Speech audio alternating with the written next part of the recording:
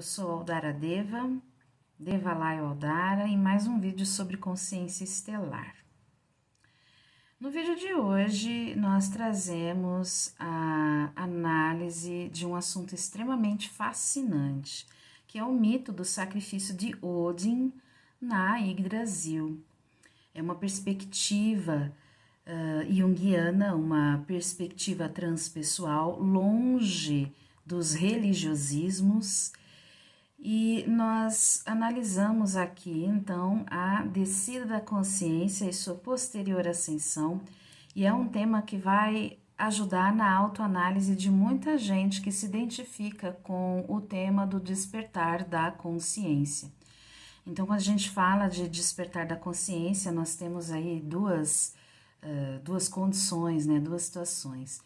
O primeiro despertar se refere a uma apropriação coletiva, vamos dizer assim, né? Então é o despertar da consciência coletiva, este assunto que está em voga de transição planetária. E também a gente tem uma segunda visão desse assunto, que seria o tema despertamento de sementes estelares que estão encarnadas ou imersas aqui na matéria, aqui nessa 3D, né? Então, esse texto que eu vou trazer para vocês, ele foi originalmente publicado no meu blog, Senda da Individuação, em agosto de 2011. Em 2018, ele passou pela sua primeira revisão e agora em 2021, nesta versão que agora eu trago. Venham comigo, acompanhem este raciocínio, é extremamente fascinante. É um tema que me fascina desde 2007, né? E cada vez que você estuda e que você faz a releitura deste mito, você aprende algo diferente, você absorve algo diferente, você adentra uma camada desse mistério da consciência. Então, quem estuda os mitos sabe que a forma como eles influenciam a psique humana, isso é desde que o mundo é mundo, desde que o homem é homem, né? Eu falo homem no sentido de humanidade. Então, os mitos são memórias muito antigas, estão além, uma origem muito longínqua, além ali, são pré-diluvianas, essas memórias do mito do sacrifício de Odin, tá? E tudo isso é orquestrado por forças de um campo morfogenético bastante anterior à civilização atual. É mais forte do que nós, é pré-existente, né? Então, nestes mitos, nós bebemos de valores, de histórias, de ilusões, até de sofismas, ok? De sabedorias e também de exemplos. Então, nós temos grandes professores como Joseph Campbell, como Carl Gustav Jung, que deixaram legados repletos de investigações, de interpretações sobre a influência dos mitos na literatura, dos estudos da psique, né, onde a história, sociologia, psicologia, medicina, antropologia, mitologia e até quântica hoje se unem para compor o tecido da evolução humana no espaço-tempo ordinário, que é esse espaço-tempo que a gente está vivendo aqui, né? Então, falar sobre Odin é falar sobre o reconhecimento da consciência. Então, falar sobre Odin é falar sobre o reconhecimento da consciência dentro da experiência humana. Odin não traz só conteúdo ao sagrado masculino, mas estabelece uma relação com o sagrado feminino e revela sua abrangência mais integrativa, que é o sagrado na humanidade. Então, a sua existência marca o estalo da evolução da consciência humana através da linguagem. Então, a existência desse mito justamente traz este estalo, né? Como houve um estalo na consciência humana através do processo da linguagem, quando ele descobre as runas. E aí há uma controvérsia muito grande, né? Runas são linguagem, runas são letras, mas há uma controvérsia muito grande sobre ele ter criado, sobre ele ter descoberto, sobre ele ter roubado. A existência desse mito marca um estalo na evolução da consciência humana através da linguagem. Que linguagem que é esta? A linguagem das runas, da descoberta das runas. Odin não criou as runas, segundo os registros hedaicos, e ele também não roubou as runas. Estas são interpretações religiosistas. Nós aqui trazemos uma interpretação transpessoal, uma interpretação junguiana, né, deste mito. Então, o deus nórdico da poesia, da magia, da sabedoria, da estratégia e da guerra existe além dos portões imaginários que o seu mito nos conta, como uma metáfora do despertar da consciência. Este mito é uma metáfora. Uma metáfora, eu vou repetir, é uma metáfora do despertar da consciência, já que Odin não era apenas o chefe político em horas difíceis, como nos contam as histórias, mas também o agente responsável pela sabedoria universal. Então, falar de Odin é falar sobre as suas palavras, seus ensinamentos deixados, e palavra é energia inteligente. Odin cria através dos sons, ele é o encantador. E nós vamos entender o porquê. Isso aqui é uma introdução que eu estou conduzindo junto com vocês, para que a gente possa realmente pisar nesse território com segurança e sem nenhuma ilusão de que nenhuma possibilidade de uma interpretação ao pé da letra dessa metáfora, dessa linda metáfora que esse mito nos traz, tá? Então, a fama de Odin, né, sua fama de poeta espalhou-se pelo velho mundo, deixando seus rastros no presente da humanidade através das Edas, esses registros que tratam da cultura, dos deuses e das sagas da mitologia nórdica. Então, neste material aqui, nós olhamos para o mito como um relato vivo do advento do despertar da consciência. E é isso que nós devemos ter em mente quando nós pensamos em Odin.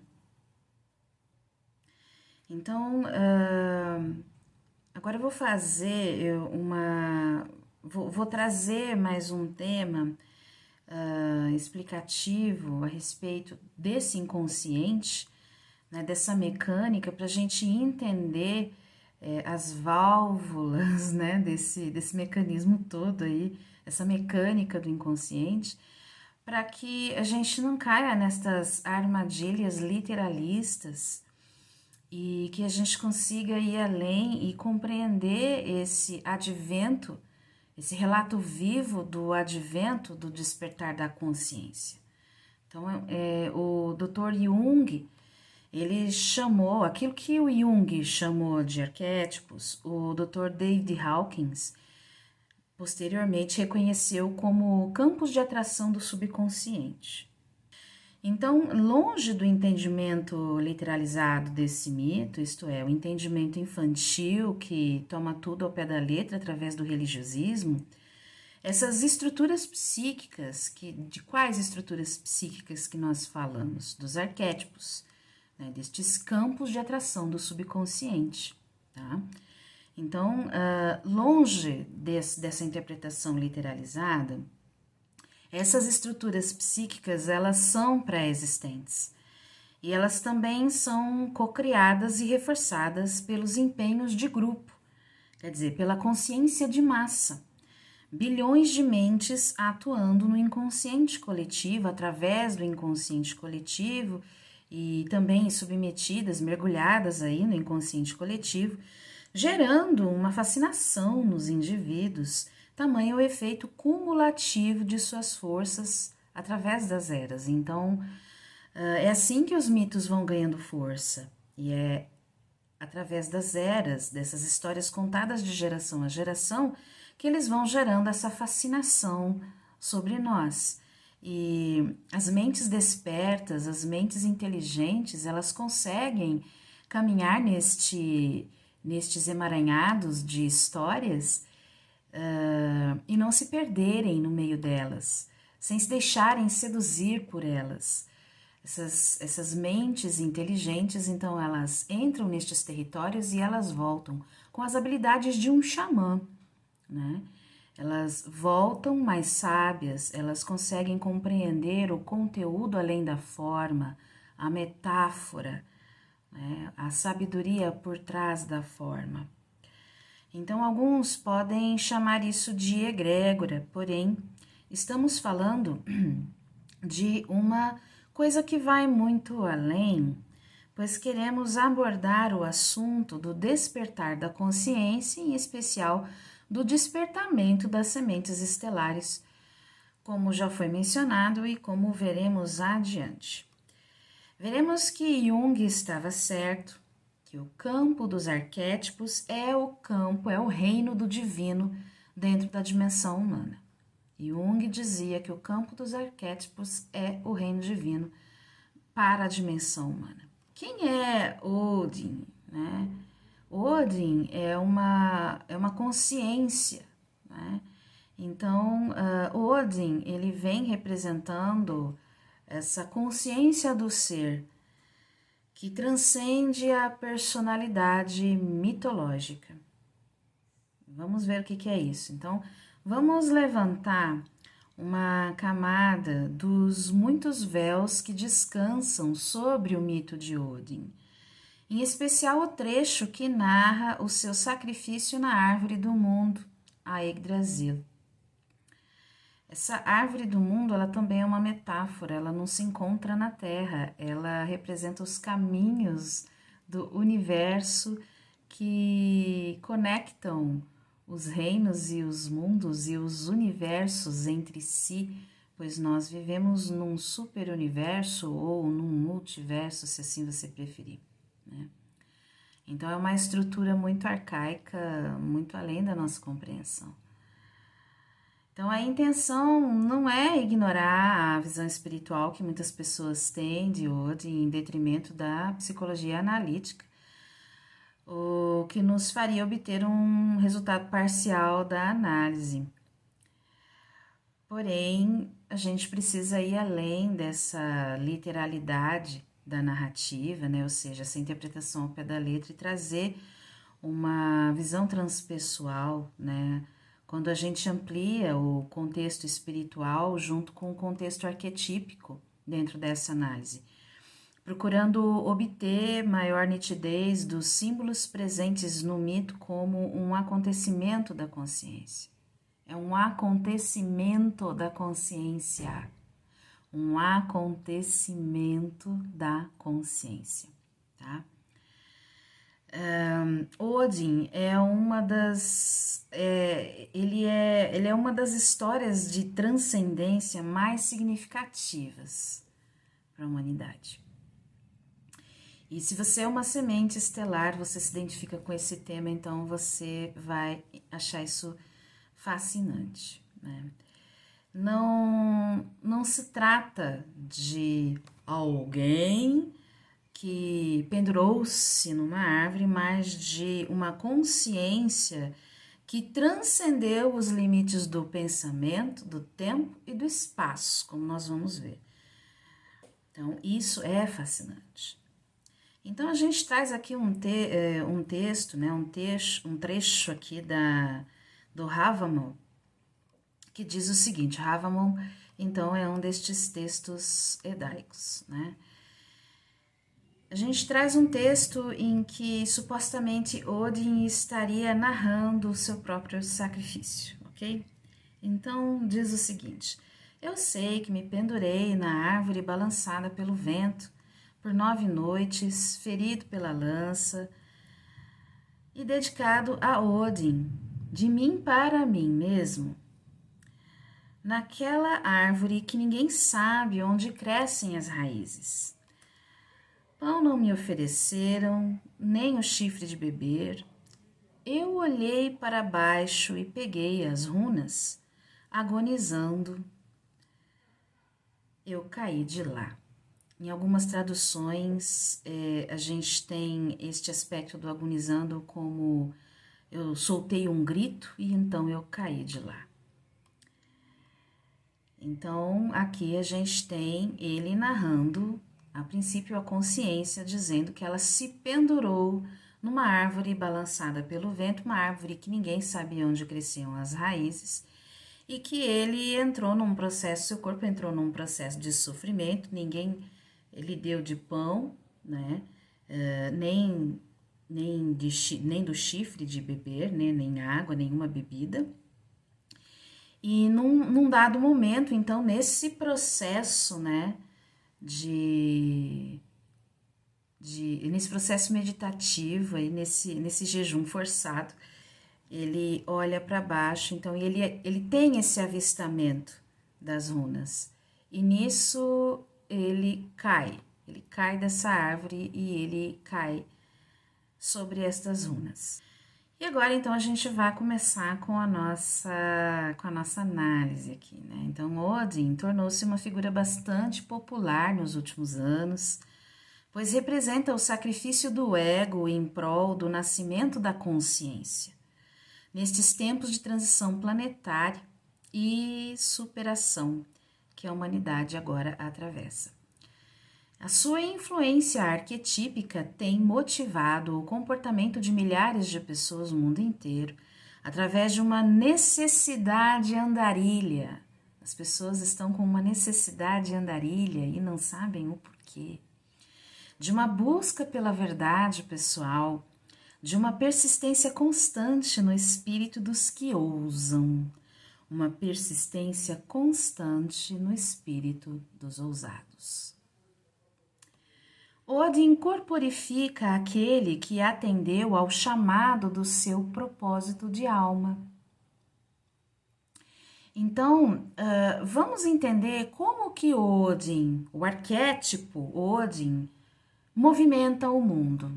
Né? As viagens, a criação da internet, a produção literária da poesia, o aumento dos investimentos no desenvolvimento humano, a busca pelo autoconhecimento e as considerações sobre a sabedoria interior levantadas pelos grandes comunicadores aí da espiritualidade e levantadas também por cidadãos comuns, pessoas que entram num processo de despertar mesmo, e sementes estelares que começam a atravessar o despertamento e a fazerem downloads, né, receberem esses downloads, esses inputs de informação de quem elas realmente são, né?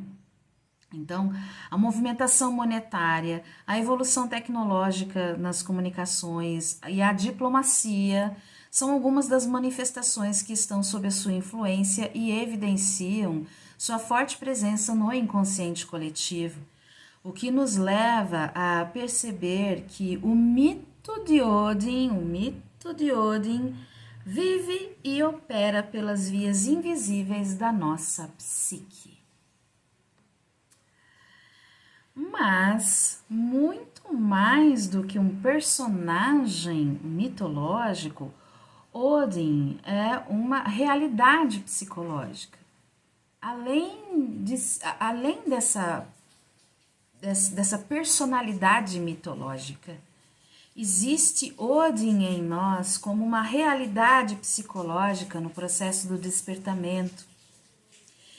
Então, Odin é real e ele pertence ao mundo dos deuses, entre aspas, que é o reino arquetípico dos símbolos sagrados que vivem no inconsciente da humanidade. Eu não vou entrar no mérito da discussão, se essa consciência tem olhinho, boquinha, perninha, entendeu? nós estamos falando de estruturas arquetípicas muito antigas, muito arcaicas, pré-diluvianas, né, por assim dizer, e que estão de fato além do nosso entendimento e longe de ter uma interpretação religiosista aqui. Então nós puxamos esse carro para a nossa análise e também para o desconforto dos nossos egos, porque morrer em vida dói. Não precisaria, mas dói, né? Então, vamos entender agora sobre essa jornada da consciência. Como que aquelas palavras daquela descrição de quando ele se pendura, né? Como que a consciência começa a nascer ou a descer dali, né? Então, Odin inicia a jornada do Deus reconhecendo a divindade que o habita e atingindo a sua iluminação, muito antes do seu sacrifício na Yggdrasil. Bem antes. Então, ele e seus irmãos Vili e Vé, dentro da mitologia nórdica, que representariam então a trindade divina, se aventuram a criar o mundo, partindo do corpo morto do gigante de gelo Ymir. Mas foi com certeza na Yggdrasil que Odin tomou consciência do quanto ele era divino. Então a jornada do Deus, né, desse reconhecimento da divindade que o habitava, e aqui então a gente está analisando a história do mito, então a gente está analisando o personagem, né, a personalidade, tá? Essa jornada começa antes, mas foi ali na Yggdrasil que ele tomou consciência do quanto, né, o quantum de energia que essa divindade que ele carregava trazia, né? Então, o seu sacrifício, né, sacrifício é sagrado ofício, na árvore do mundo, onde ficou auto-imolado por 9 noites a fim de obter os segredos das runas e dos 9 mundos, vem nos trazer 2 aspectos de uma mesma experiência profunda que acontecem simultaneamente e estão relacionadas ao arquétipo da ânima. Então, a gente tem 2 arquétipos no nosso inconsciente, que são ânima e ânimos. Nós temos vários arquétipos, mas ânima e ânimos são arquétipos. A ânima, tecnicamente, está no interior dos nascidos homens. Ela representa esse espelho feminino interior do homem. E o ânimos está, então, neste espelho, como representante, nesse espelho interior masculino na nascida mulher, dentro da teoria junguiana, ok? Então, nós estamos falando de 2 aspectos de uma experiência profunda, né? Então, um está presente no simbolismo da iniciação pela morte, do velho Odin para o nascimento do novo Odin, né? Ferido pela lança e dedicado a Odin, de mim para mim mesmo. E o outro presente no simbolismo da árvore do mundo, da Yggdrasil, a Axis Mundo, naquela árvore que ninguém sabe onde crescem as suas raízes. Então, ele está falando de um mistério. Ele está falando de um mistério. Então, são 2 coisas que nós, a princípio, estamos vendo, né? A morte do velho para o nascimento do novo. Na verdade, assim, essa morte, ela também é uma metáfora, porque nada realmente morre no universo, aquilo se transforma, ou seja, aquele banco de dados, ele é transferido para uma nova frequência, uma nova vibração, ok? E o outro aspecto, então, diz respeito a Yggdrasil, a esse mistério onde ninguém sabe onde nascem as raízes. Então, essa experiência é uma realidade arquetípica e é uma realidade que todo mundo atravessa. Num dado momento da vida existe uma alteração, parece que existe uma mudança de destino, né? E aí, então, a pessoa começa, o indivíduo passa a olhar mais para dentro, ele se vê obrigado a olhar mais para dentro de si. Então, no primeiro aspecto, Odin passa por uma transformação psicológica profunda, evidenciada ali no eixo ego-self, né, naquele eixo da axis mundi, que é a Yggdrasil, né? Então, quando a gente fala do eixo ego-self, a gente está falando de um eixo interno do nosso tubo de consciência, né? Então, a morte do velho ego e o renascimento de uma nova percepção de si mesmo conectada ao self, o si mesmo. Então, assim, o homem Odin, né, enxerga, o xamã Odin enxerga e nasce para o deus Odin, vamos colocar assim, né? Quando ele admite essa divindade dentro dele, então ele está conectado com o self, tá? O self poderia ser traduzido como nosso eu superior, é uma estrutura que está acima do eu matriz, tá? Então, nessa autoiniciação, ele sabia que a sua busca o levaria ao seu estado divino, né? Numa via cósmica e descendente. Então, aqui a gente tem a gente tem a interpretação de duas vias, né? Numa visão transpessoal, numa visão grandiosa, vamos colocar assim, de cima para baixo, né? Uma visão descendente de quem olha de cima, então pode representar o sacrifício de um estado superior de consciência que desce ao nível do ego, da materialidade, para ter uma experiência humana dentro de um projeto avatárico. Tá? E numa via ascendente, essa autoiniciação, então,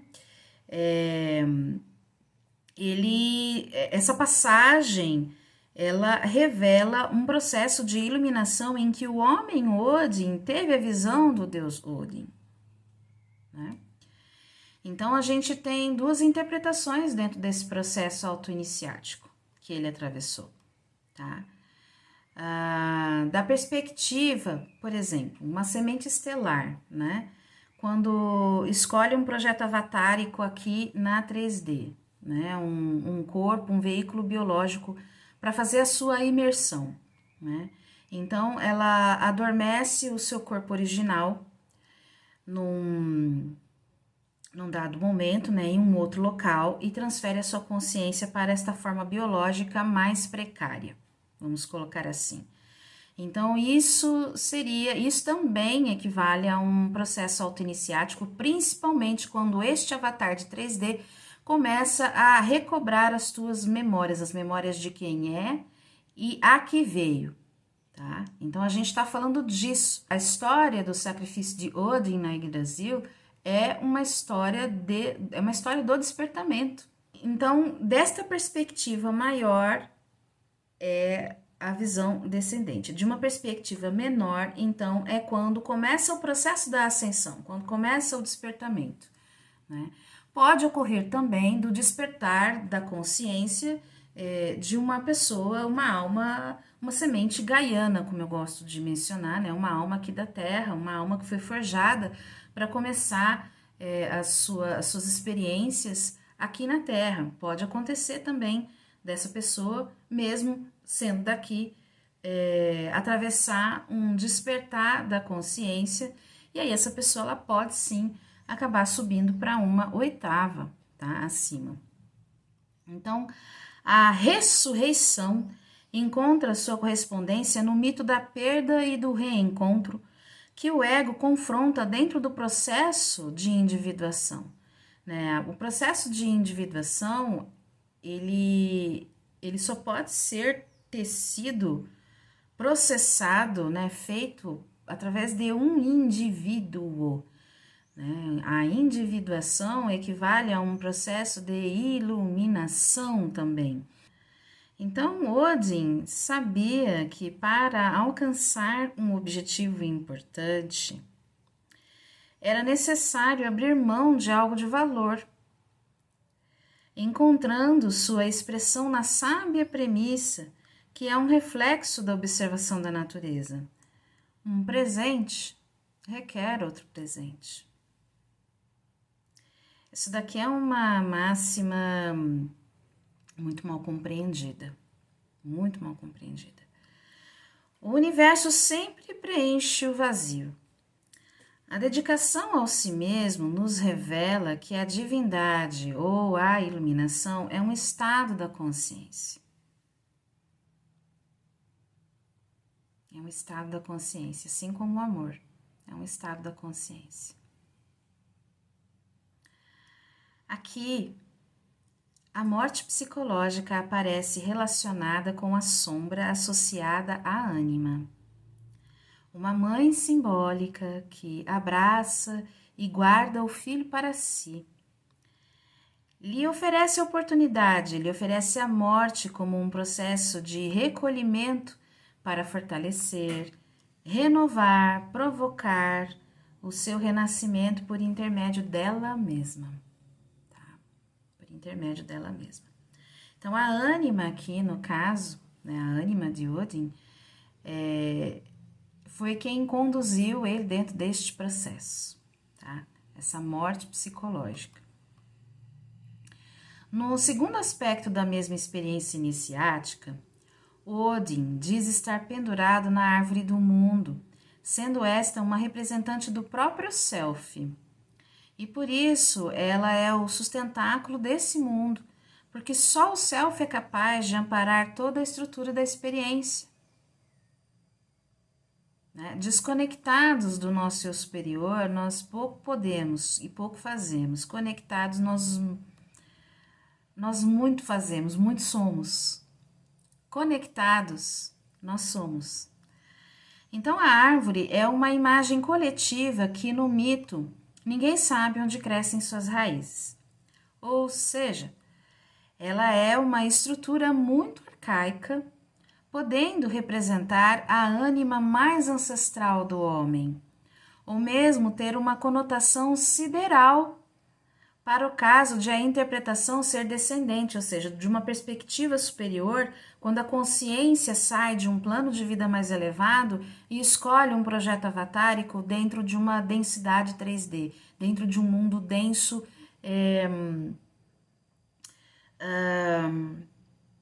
precário para sua expressão, né? Um mundo que vai testar as suas habilidades com muitas dificuldades, né? Vai lhe impor muitas dificuldades, porque aí nesse mundo, então, essa consciência, ela é obrigada a se despertar, ela é obrigada, então, a encontrar outras formas de expressar-se, mesmo na condição precária, mesmo não, vamos colocar assim, né? Com um cérebro que não funcione no 100% daquilo que a sua vestimenta original poderia funcionar e lhe proporcionar. Dentro dessa perspectiva, tá? Da conotação sideral, né? Essa consciência superior, ela navega num território cósmico, vindo para Midgard, que seria então a Terra, né? Nosso planeta. Então, a árvore, em muitas conotações arquetípicas, também recebe o título de guardiã do tesouro. Bem abaixo dela estão escondidas as runas, poeticamente traduzidas como os mistérios sussurrados. Mistérios invisíveis corporificados em luz, que é matéria, nós poderíamos questionar, né? Raciocinar neste sentido. Então, as runas, elas são letras, ok? E são uma linguagem. Contudo, toda linguagem, antes de ser formada de ser estruturada ou arquitetada aqui na Terra ou em qualquer outro reino, qualquer outro planeta, por qualquer outra civilização, a linguagem ela é pré-existente do sexto plano de existência. Ela existe antes da sua constituição, da sua formação. E isso é uma coisa bastante esquecida, né? É uma coisa que é ignorada. E ignorar este aspecto é você diminuir, então, o poder que essa linguagem original tem. Então, nós temos esse terceiro nível, esse terceiro plano de existência que nós nos expressamos. Temos o quarto plano, que também possui gradientes de dimensões, gradientes dimensionais. Temos também o quinto plano, que possui aí seus zilhões aí de dimensões, e até chegarmos no sexto plano, então, que é o plano da geometria sagrada, dos sons, da matemática, das leis divinas, né? Então, nesse plano, os seres não têm forma, são consciências. Então, cada som é uma consciência, né? Cada número, cada frequência numérica possui o seu próprio veio de expressão, ok?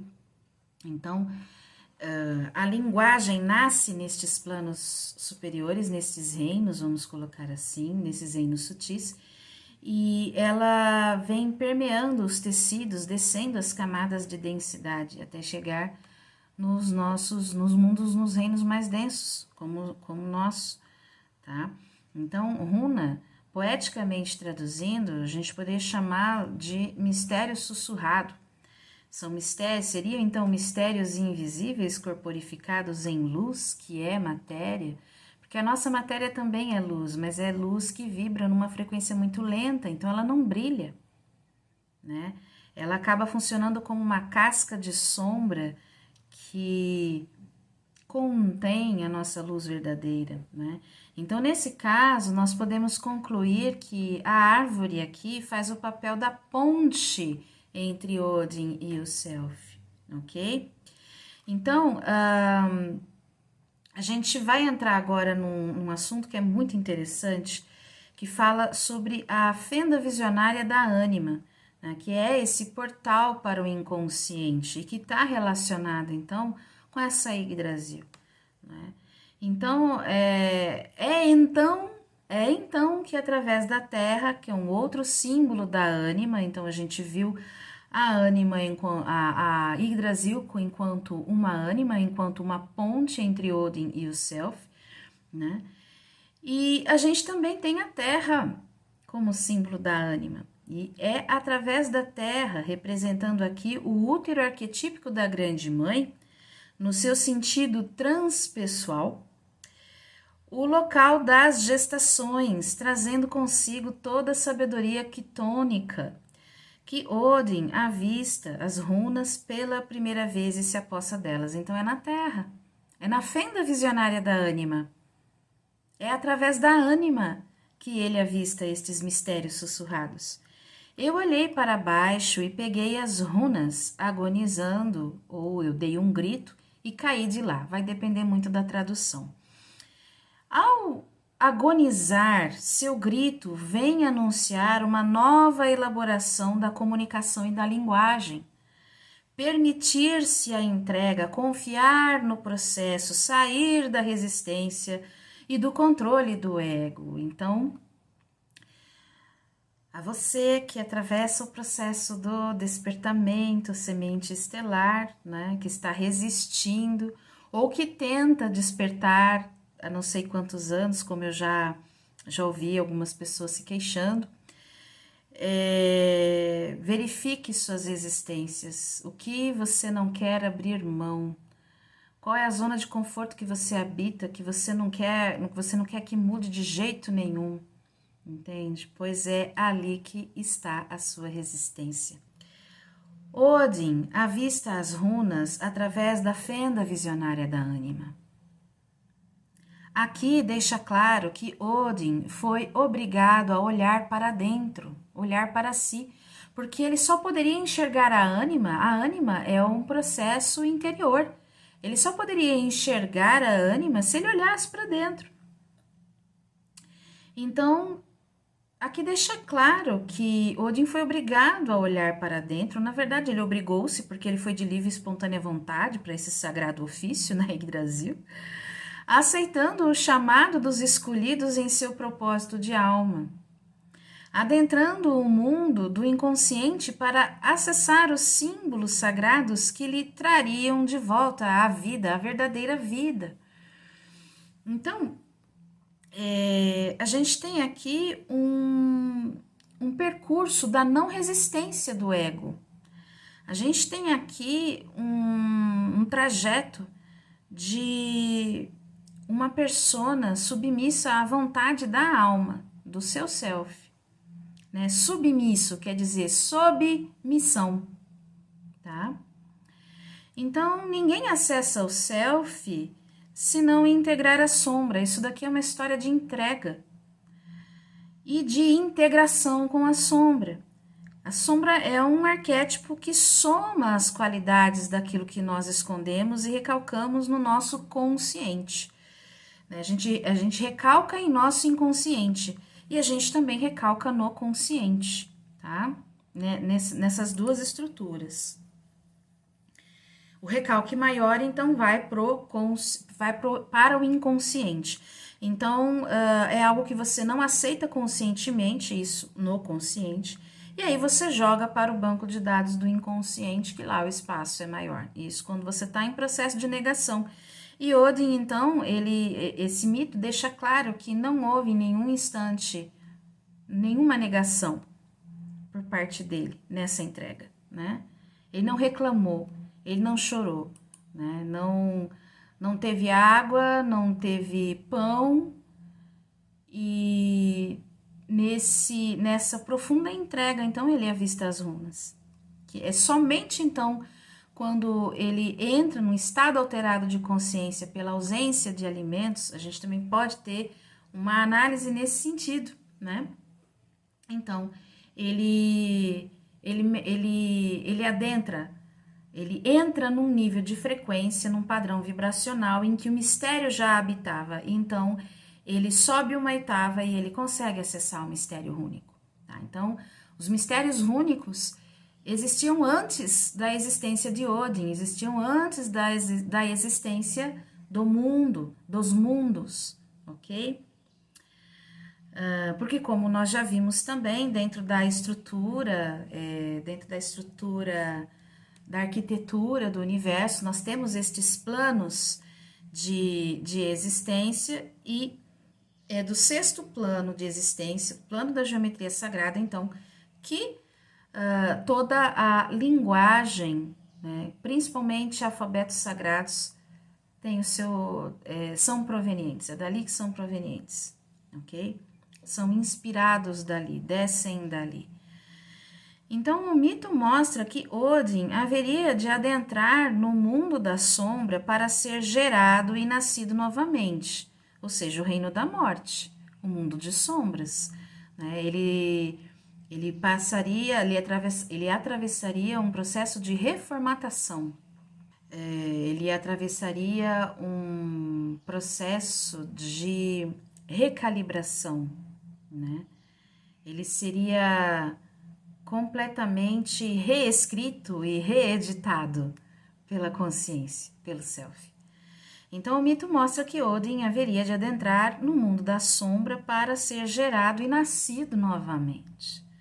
Curiosamente, as 9 noites em que ele fica entre a consciência e a inconsciência e submetido a uma intensa dor física equivalem ao período de recolhimento da libido.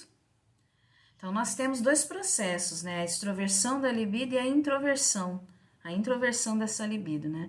Então, quando ele fica nesse período entre a consciência e a inconsciência, sem pão, sem água, né?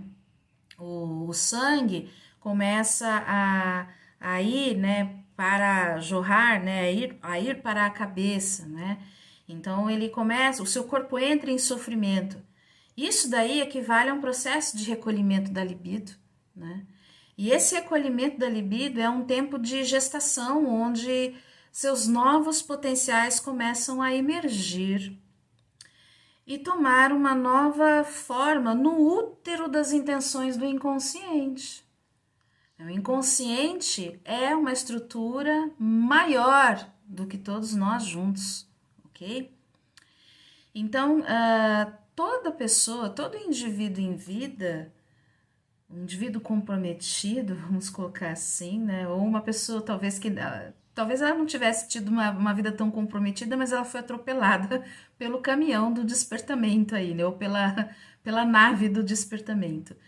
Então, essa pessoa vai atravessar esse processo, e às vezes é justamente isso que muitas sementes estelares encontram, vamos dizer assim, a resistência, porque lembrar-se significa justamente matar essa pessoa que você acredita que você com esse que recebeu esse nome que socialmente, que na sociedade civil você é chamado, né? Você é chamada. Odin perde temporariamente o contato com o mundo racional. Seu sistema nervoso se enfraquece, seus filtros, suas crenças e julgamentos são temporariamente desligados para abrir espaço a uma nova versão de si mesmo. O processo do despertamento, ele traz este enredo. Esse é um enredo do processo do despertamento. Assim como também é um enredo de muitas pessoas que atravessam a experiência com medicinas da floresta, como a ayahuasca.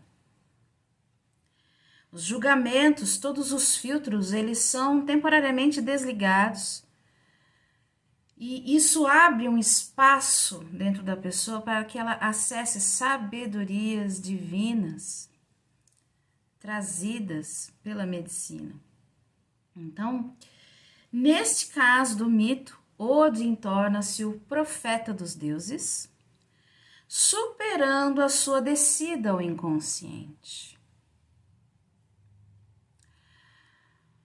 Para muitos seres estelares, estar aqui com a consciência desligada, esquecido de si mesmo, é estar no inconsciente.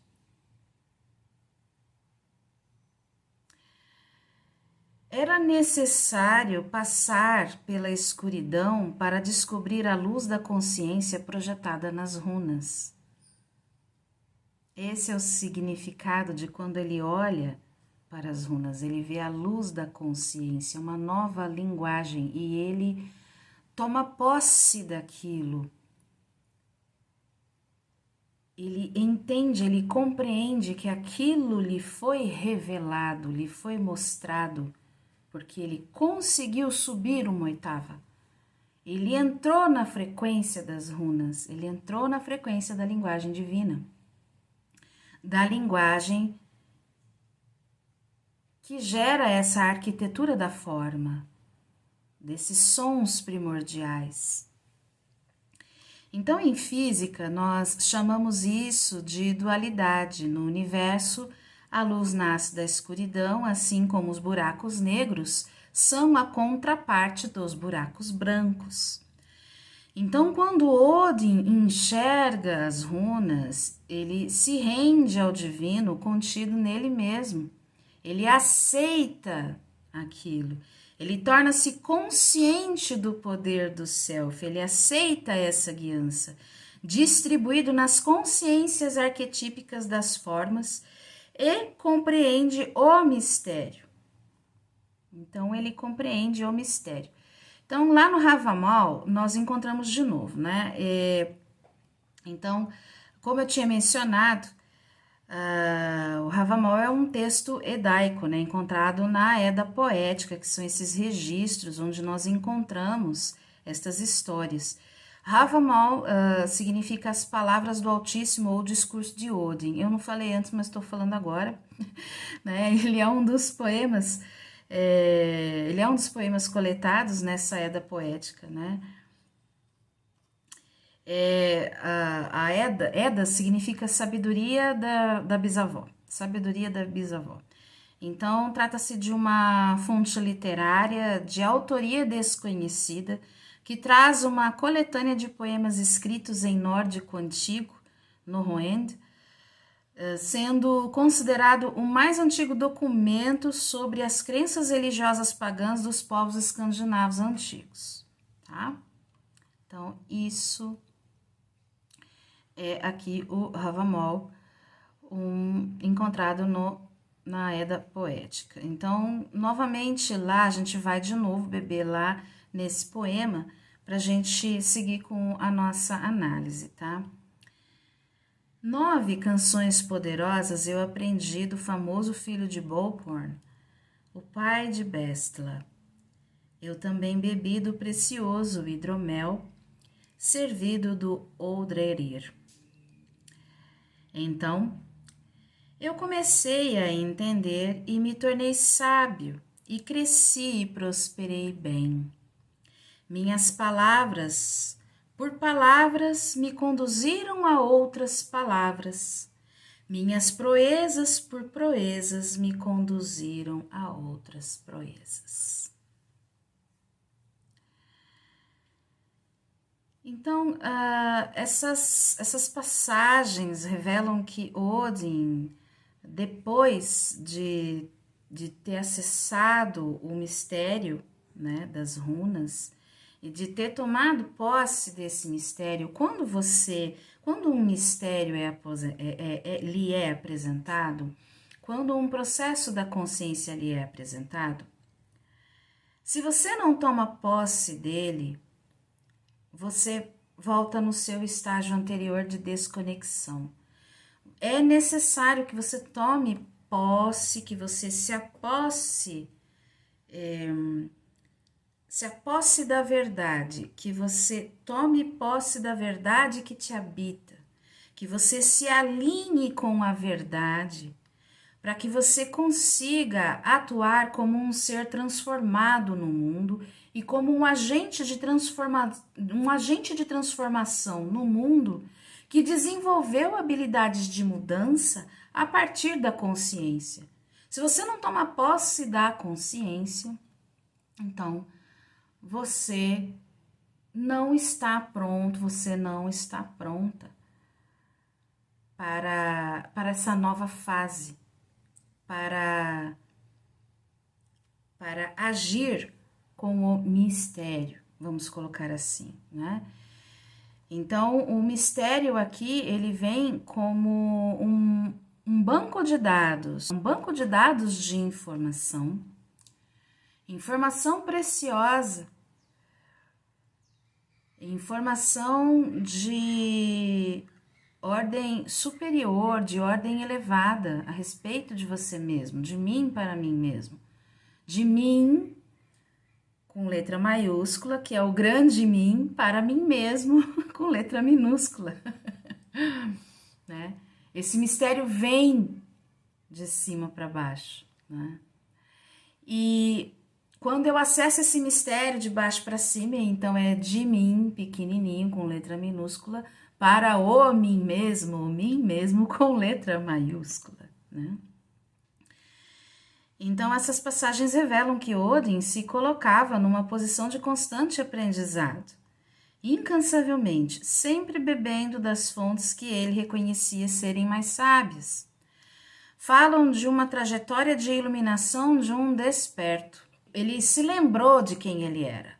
Então, o poema continua expondo os benefícios do aprendizado e da transparência, da superação dos aspectos mundanos da existência através da tecnologia do som. Então, ele começa a superar os aspectos mundanos da vida através da tecnologia do som. Que tecnologia que é essa, né?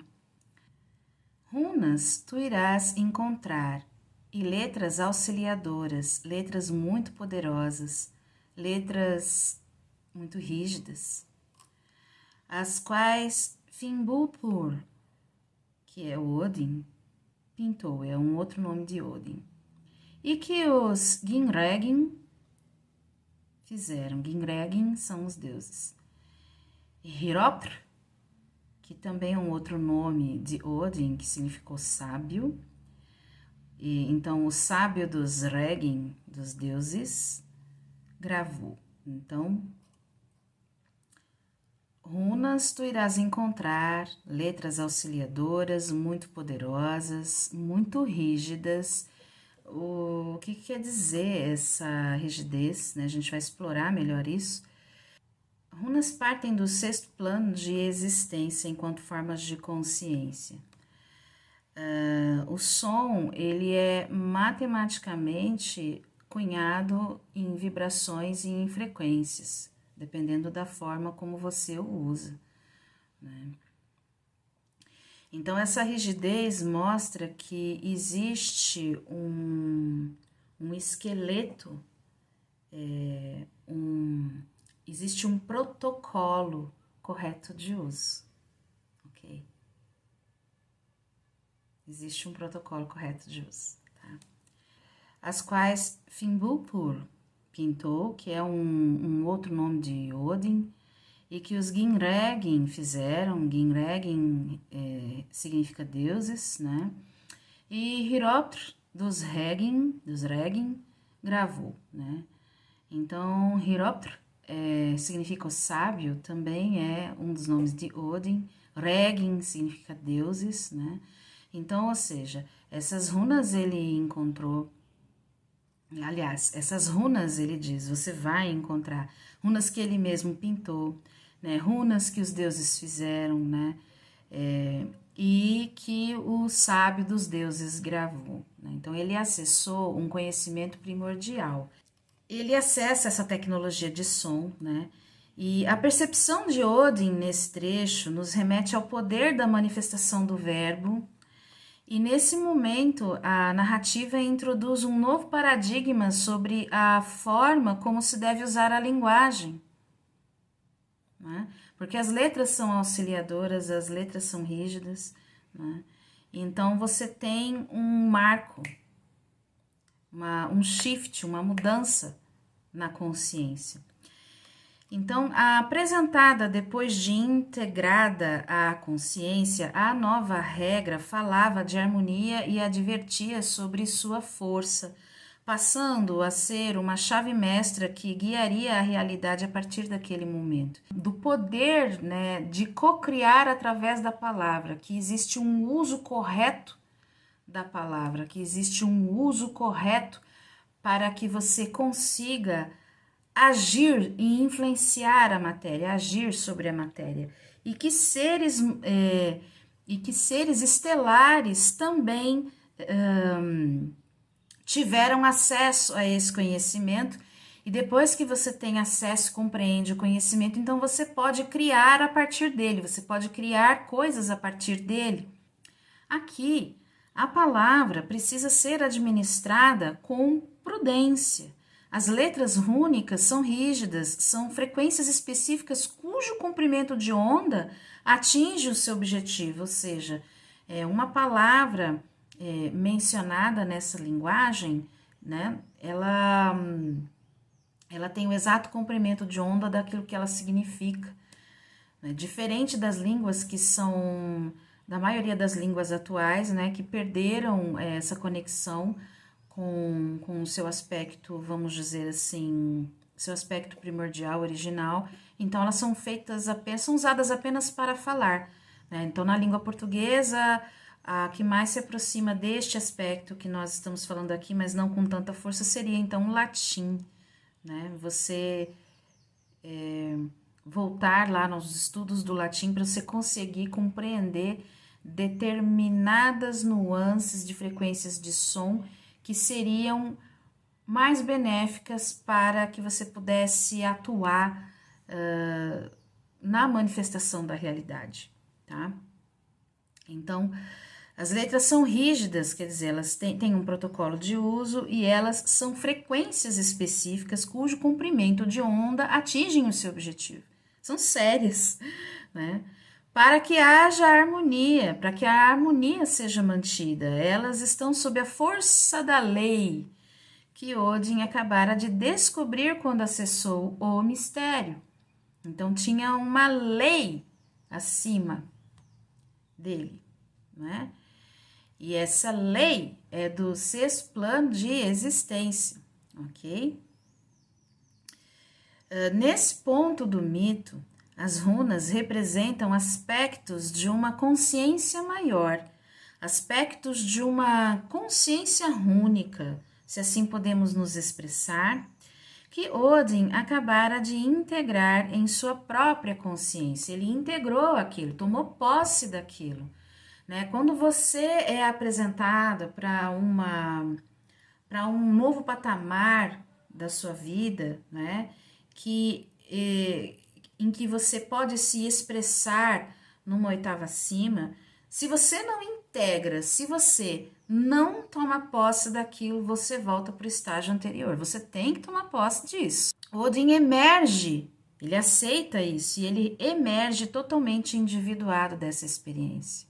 Então, ele consegue, sim, não só ele atravessa o despertamento, como ele também consegue iluminar-se, individuar-se. Ele se torna um ascenso, ele ascende no processo da consciência. E ele, então, decide compartilhar esses conhecimentos com os responsáveis de cada povo e raça, dentro da mitologia nórdica. Os Aesir, né, que eram os deuses da raça de Odin, os elfos, os anões e os gigantes. Percebemos aqui um princípio rúnico bastante importante, que a abundância deve ser partilhada, tá? Então, aqui no Havamal, nesse poema, então, descreve isso que eu acabei de dizer, essa partilha do conhecimento, né? Da seguinte forma: Odin para os Aesir, mas Dain para os Alfar, que eram os elfos, e Dvalin para os Dvergar, que eram os anões, e Asvidr para os Jotnar, que eram os gigantes. E algumas eu mesmo gravei.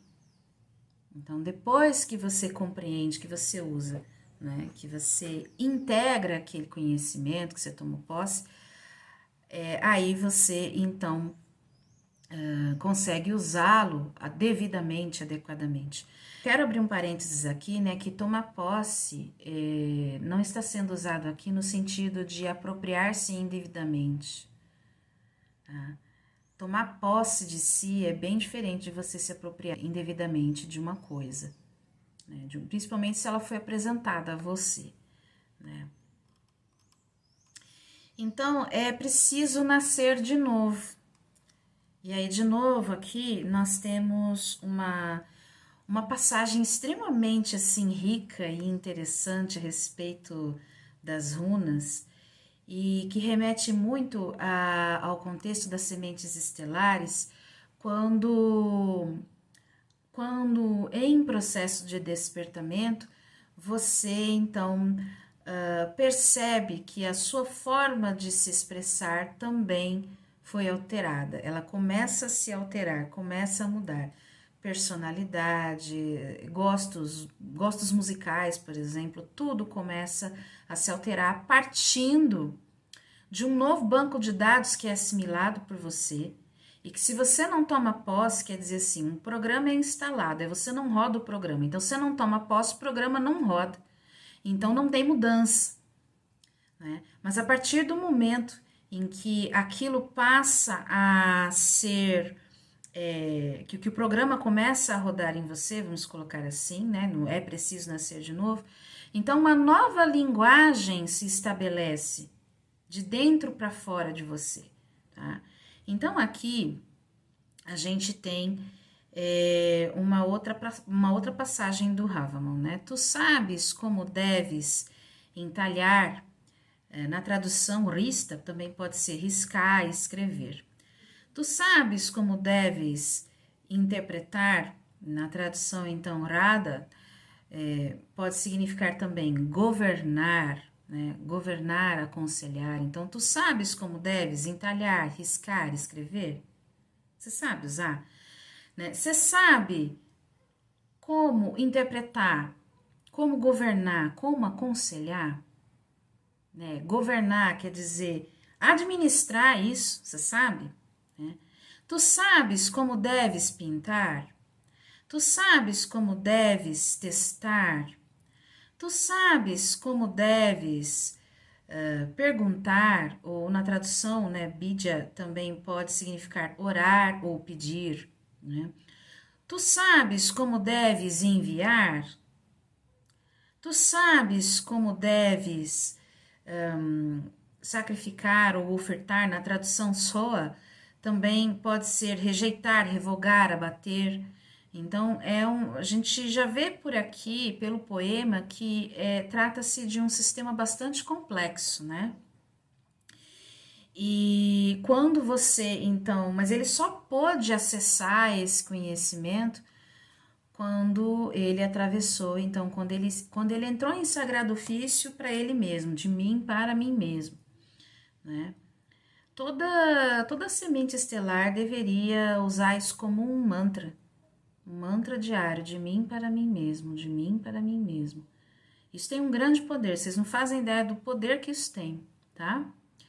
Então, ao tomar consciência de como usar as runas, Odin também se preocupa em ensinar corretamente e em como se aprende a se relacionar com essas forças.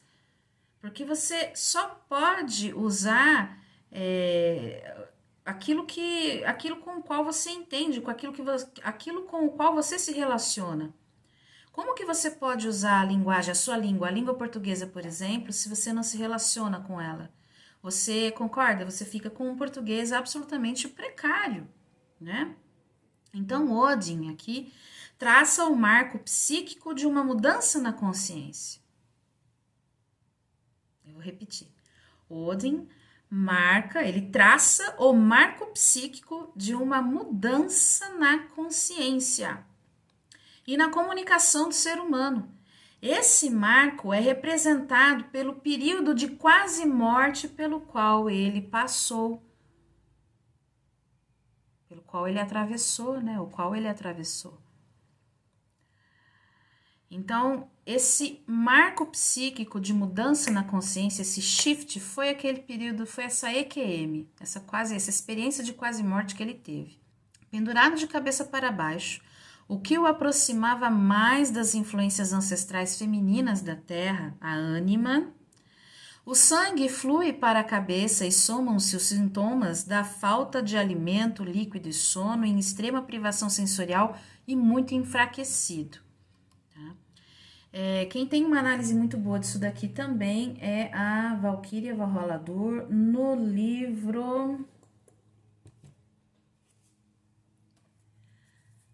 As Moradas Secretas de Odin, tá? Esse livro tem análises interessantes de uma perspectiva feminina, né? Tem análises interessantes ali, tá? Então, eu me inspirei no trabalho dela para trazer essa parte aqui, esse trecho aqui para vocês, né? Então, Odin tem a experiência da viagem astral, porque ele estava em extrema privação sensorial, né? Estava muito enfraquecido. Ele se liberta do seu corpo e viaja pelos 9 mundos, livre dos limites do tempo e do espaço, para obter em seguida o conhecimento do universo sob a forma das runas. E exatamente na 9ª noite em que ele morre, ele ressuscita, ele vai e volta. As habilidades de um xamã, né? Ele vai para esse mundo e ele volta, então renovado. E é então nesse território do inconsciente, né, no território da ânima dele, que ele então descobre as runas. E que ele percebe que existem regras, que existem leis no plano espiritual, vamos colocar assim, ou no reino quântico. É um mundo de regras, é um mundo de leis, né? Existem protocolos para você usar o conhecimento que está ali, né? E o despertamento, ele traz este processo para a consciência da semente estelar que o atravessa. A partir do momento em que o banco de dados dela passa a ser substituído e reescrito, vamos colocar assim, mas na verdade é uma substituição, pelo banco de dados de sua melhor versão, Então, você é um entrante em você mesmo, a melhor versão de você mesmo entrando em você mesmo. E você não deixa de ser você, mas você, com certeza, se você aceitar isso, deixar de resistir a esse processo, você vai, então, descobrir esse mistério pessoal, né? O mistério, né? Entre aspas, ou seja, esse conhecimento, esse banco de dados que estava oculto dentro de você, no seu DNA, ok? Então, agora a gente volta o nosso raciocínio lá para aquela interpretação que é descendente da perspectiva suprema de um ser, vamos dizer assim, de um ser multidimensional que escolhe fazer a descida da consciência, vem fazer aí a imersão ou vem fazer o processo da encarnação, né? Então, numa interpretação descendente, ele estaria encarnando, descendo do plano de consciência onde ele estava, né? Ou do reino divino, né? Para algumas pessoas. Independente do sentido, se dessa interpretação pela qual você pode escolher encarar esse mito, essa metáfora, tá? Se ascendente, ou seja, de baixo para cima, ou descendente, de cima para baixo, é imperioso compreender que, como aspectos da consciência, as letras rúnicas guardam os segredos da mente sobre a matéria. São forças arquetípicas universais que podem ser usadas como ferramentas concedidas para o processo de ascensão. Então, aqui eu dou uma dica, né, para as sementes estelares que estudem runas, ok? Estudem runas porque as runas, toda pessoa que estuda runa, ela tem a rede neural ativada de uma forma diferente, porque as runas estão na nossa codificação genética. Todas as linguagens, vamos dizer, essas línguas que ficaram conhecidas como línguas sagradas, como o sânscrito, né? O Nohoend, elas na pronúncia, a pronúncia de uma palavra representava o exato comprimento de onda daquilo que ela significava. Isso é muito sério, porque quando você usa isso como uma chave de linguagem, você altera o resultado visível do mundo. Você altera, você pode inclusive causar muita confusão com isso. A nossa linguagem, ela tem segredos.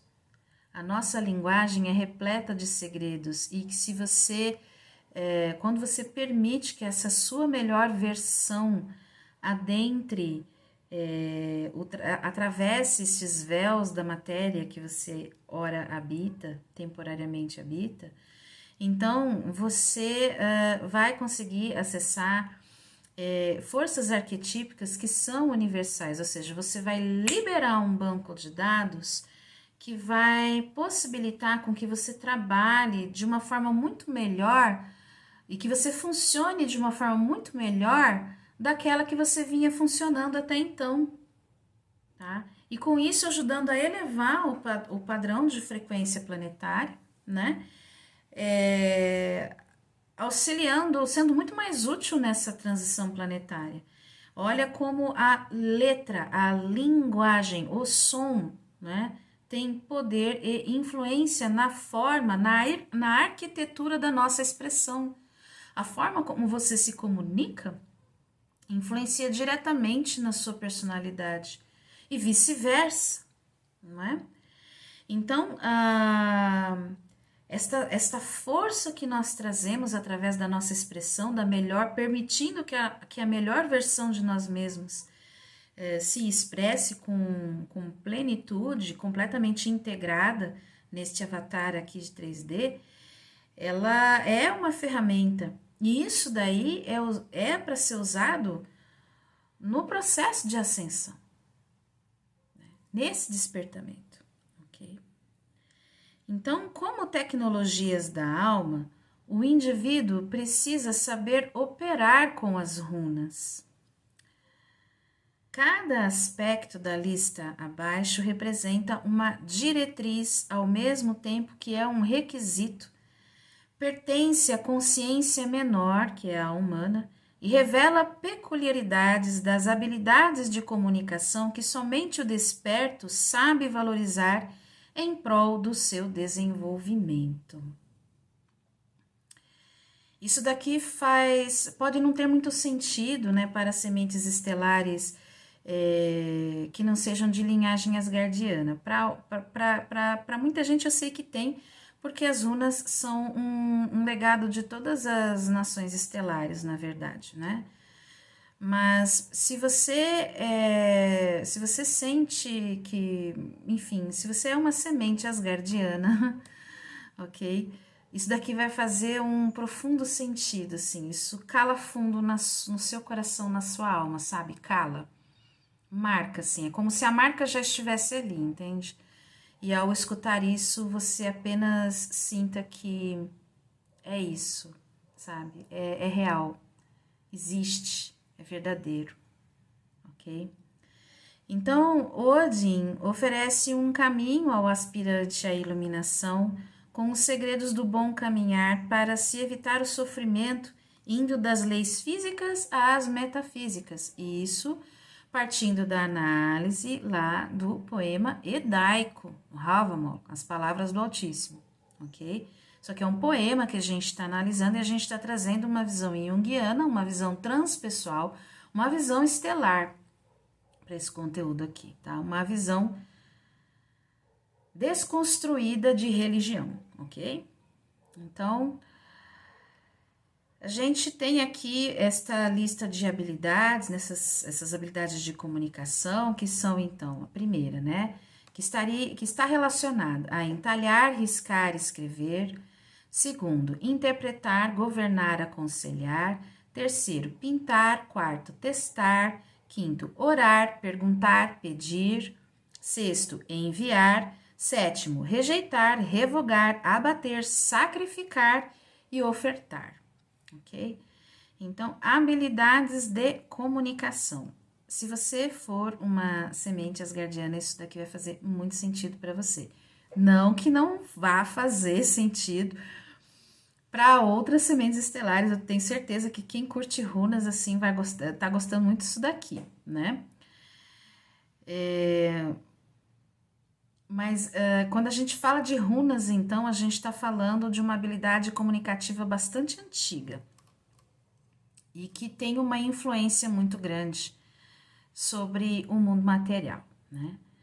Então, agora, para a gente finalizar, deixa eu ver aqui, isso sim é uma finalização. Vamos entender, né, recapitular, né, vamos entender qual é o legado de Odin à consciência coletiva da humanidade. O que essa história desse mito traz para nós, tá?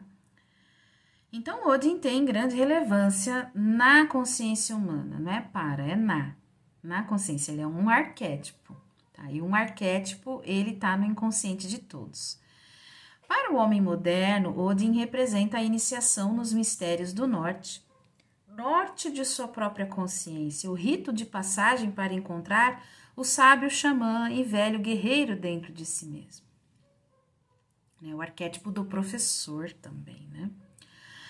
A nossa sociedade excluiu os ritos de passagem, deixando à margem as crianças sem o devido preparo para a maturação psicológica. Os meninos que crescem sem atravessar a ponte para a verdadeira vida adulta continuam afetados pelo complexo materno, infantilizados e vinculados no relacionamento com as suas mães.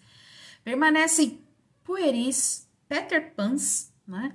Sem terem a experiência de uma ânima erotizadora capaz de impulsioná-los em seus propósitos de alma. Então, o mito de Odin é, para o homem moderno, um guia para um encontro profundo com os mistérios masculinos. Para a mulher, Odin é o representante do seu ânimos, a versão masculina interior de toda nascida mulher, um ânimos mais antigo e ancestral que a conduz amorosamente pelo caminho da integridade. Essa amorosidade não quer dizer, não significa que necessariamente será um processo gentil. Às vezes o amor cutuca, tá?